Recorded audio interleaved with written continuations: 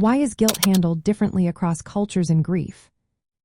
Imagine walking into a room where everyone is mourning, but each person shows their feelings in a very different way.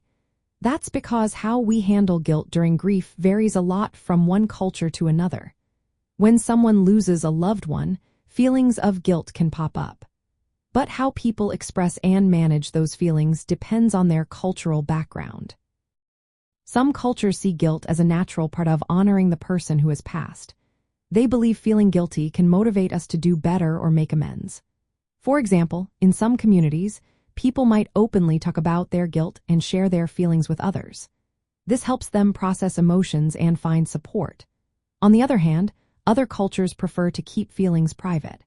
They might see showing guilt openly as a sign of weakness or worry it could disturb social harmony. In many East Asian cultures, emotional control is highly valued. People are encouraged to stay calm and composed, even when they feel guilt or sadness.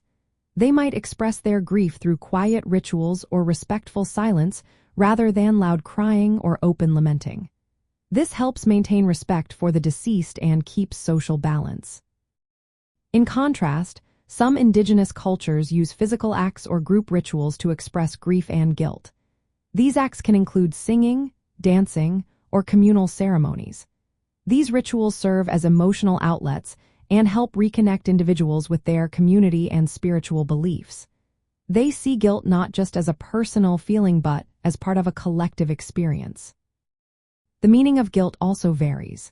In some traditions, guilt is linked to spiritual beliefs about the afterlife or ancestors.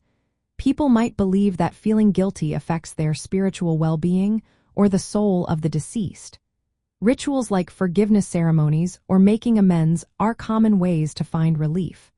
Other cultures focus more on acceptance and moving forward without dwelling on blame. Understanding these differences is important when supporting someone through grief.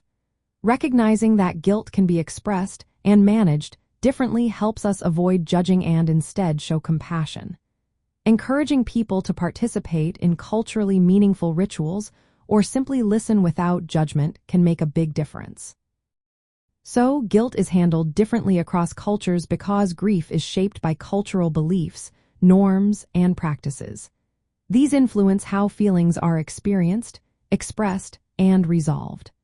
Supporting someone in grief means respecting their cultural ways of coping, which can help them find healing in a way that feels right for them.